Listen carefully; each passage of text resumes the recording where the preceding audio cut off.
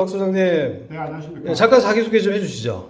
저는 그 22년 동안 현장 상권 분석하고 조사만 전문으로 했던 이제 불의 비즈니스의 박균우입니다. 네, 요번에 인생이명을 위한 상가투자 창업 책이 나왔는데, 잠깐 우리 유식한 TV 구독자분들에게 소개 좀 해주시죠. 네, 네, 주로 요번에 이제 코로나 이후에 사실 어떻게 보면 첫 책인데, 그죠? 네, 한번 소개 좀 해주실까요? 제가 총 8개 목차로 만들었습니다. 첫 네. 번째는 대한민국 상권과 상가의 현재와, 그리고 두 번째는 코로나 이후 상권과 상가 트렌드 변화, 그리고 세 번째는 대한민국 상가와 상권의 이해, 네 번째는 상가 투자와 창업을 위한 상권 분석, 그리고 다섯 번째는 현장 상가와 상권의 이해, 여섯 번째는 상권과 상가의 사례들을 중심으로 했고, 일곱 번째는 상가 입지 구성의 전략 이해라는 부분들을 실었습니다. 그리고 여덟 번째는 저희가 시행사의 실행과 개인 투자가들의 상가 출구 전략이라는 부분 8가지를 실었습니다. 아, 그렇군요. 자, 이 책이 그러면 서점에 가면 구매할 수 있는 건가요? 그렇죠. 지금 아. 오늘부터는 교보문고까지까지. 아, 교보문고에서부터. 네. 자, 관심 있으신 분들 한번 이 제목, 인생 입막을 위한 상가투자 창업 한번 꼭 읽어보시기 바랍니다. 감사합니다. 감사합니다.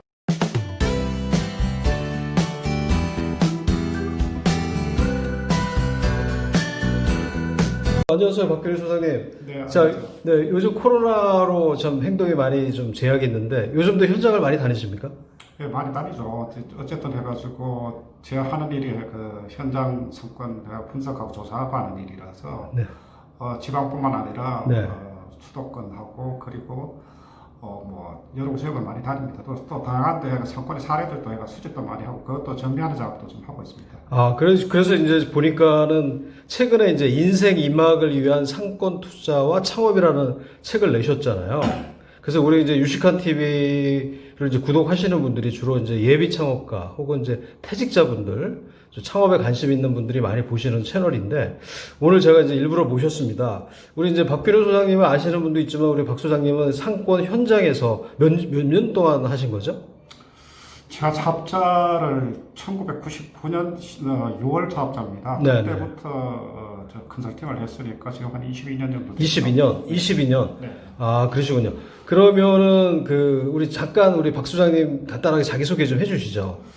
저는 컨설팅 하시는 분들이 강의나 여러 가지 일을 많이 하시는데 사실 저는 내가 현장 컨설팅을 많이 했습니다. 그러다 보니까 지금 어쨌든 99년부터 창업 쪽도 컨설팅을 했지만 주로 해가지고 상권 관련된 컨설팅을 많이 했습니다. 그래서 초반에는 해가지고 기업하고 제가 했던 게 금융기관들, 그리고 금융기관. 네.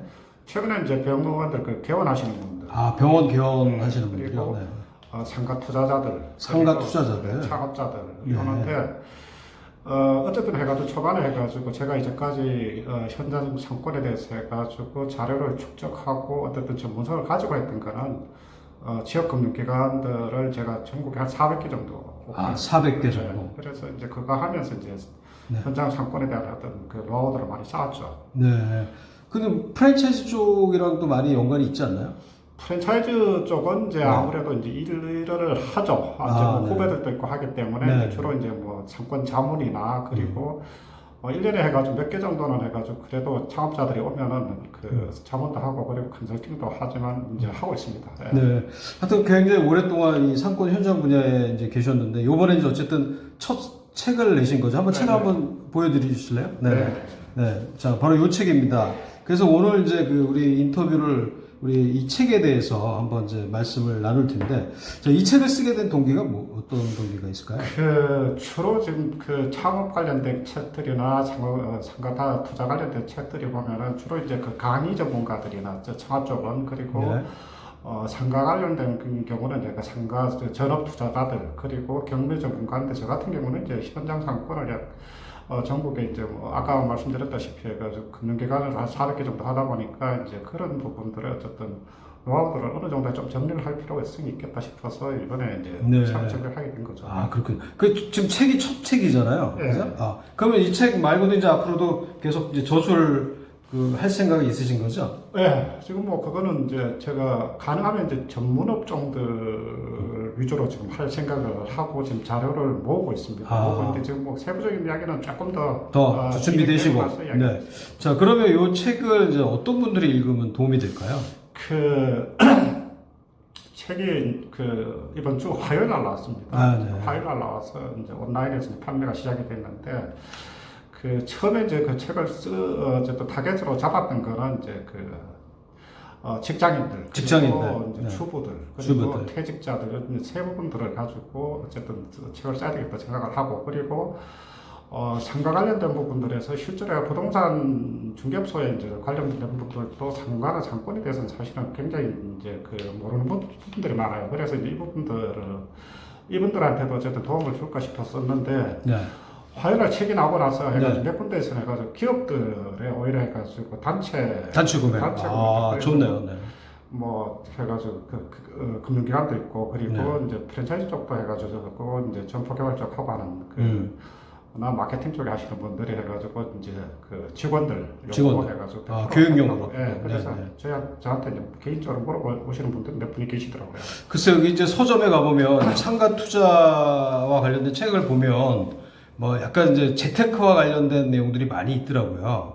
그러면 우리 이제 그 박규리 소장님이 이제 소개하시는 책 내용에는 주로 어떤 내용들이 좀 있나요? 그 사실 이제 상가 투자 관련된 부분들 이런 게 있어요. 이제 그 어떤 게 있냐면은 주로 이제 경매 전문가나 이제 그 전업 투자가들 같은 경우는 이제 그 실패에 대한 이야기 잘 안 하거든요. 실패에 대한 어쨌든 그렇죠. 자기가 어쨌든 자기의 어떤 뭐 자존심이나 이런 부분들이 있을 수 있겠지만은 이제 실제로 보다 보니까 이제 그 직장인들, 주부 퇴직자들도 이제 하게 되면 모두 성공한다고 생각을 하는데 실제로 이제 그 상권이나 상가에 대해서는 함정들이 너무 많다는 거죠. 이제 그래서 이제 그런 부분들에 대한 어떤 그 리스크를 좀 줄여보자는 측면에서 사실은 이제 이게 여기서 가장 크게 제가 초점을 맞췄던 건 뭐냐면은 그 상권의 구조들, 우리나라 이제 어떤 상권의 구조에 대한 부분들하고 그리고 이제 상가의 메커니즘들, 속성들에 대한 부분들을 어쨌든 가장 크게 어쨌든 초점을 맞춰가지고 이제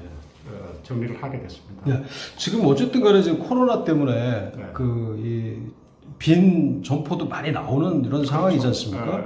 근데 이제 이런 섣불리 이렇게 지식이 없는 상태에서 상가 투자를 하게 되면 그 소기의 어떤 재테크 목적을 달성하지 못할 텐데 전문가로서 이 코로나 시대의 상가 투자 어떻게 해야 될까요?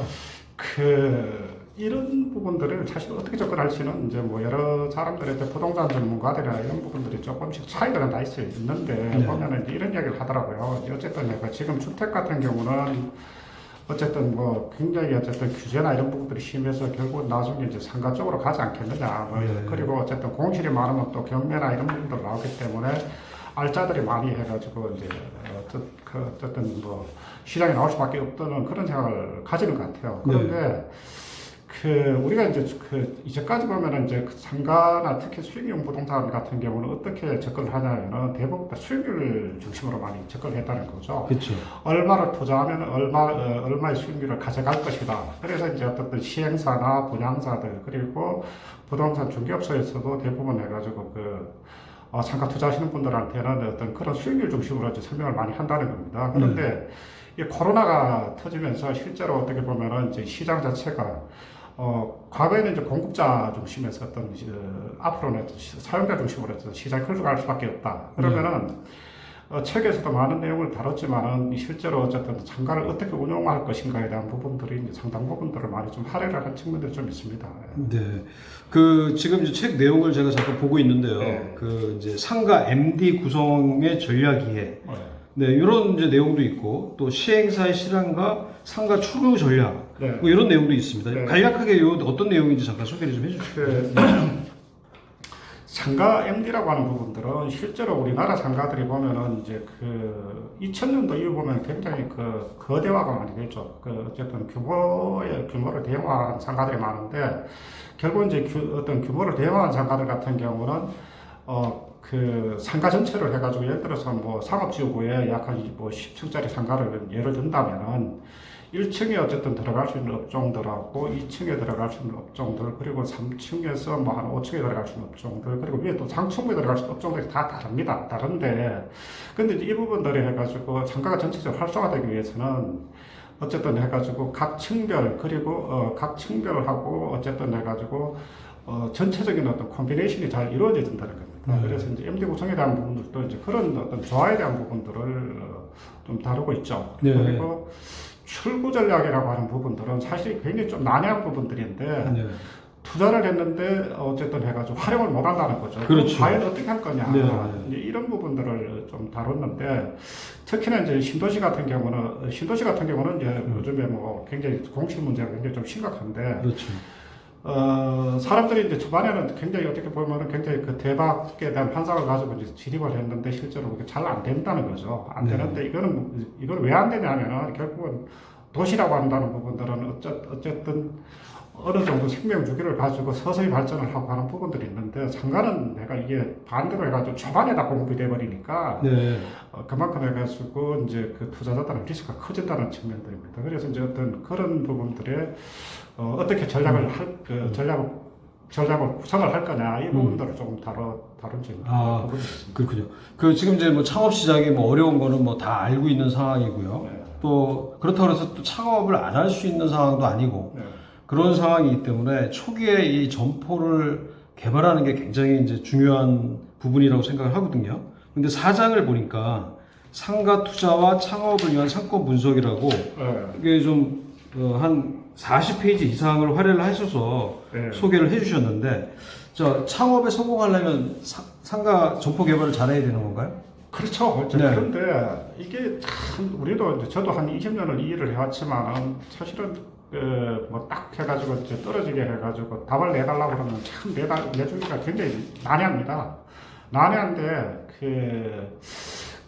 어쨌든 코로나 얘기가 나왔으니까 사실은 저도 이제 책을 다 써놓고 나서 코로나 상황이 터져가지고 코로나 상황 따로 또 정리를 했어요. 그래서 정리했는데 보면은 보면은 이제 이런 측면들이 있다는 거죠. 이제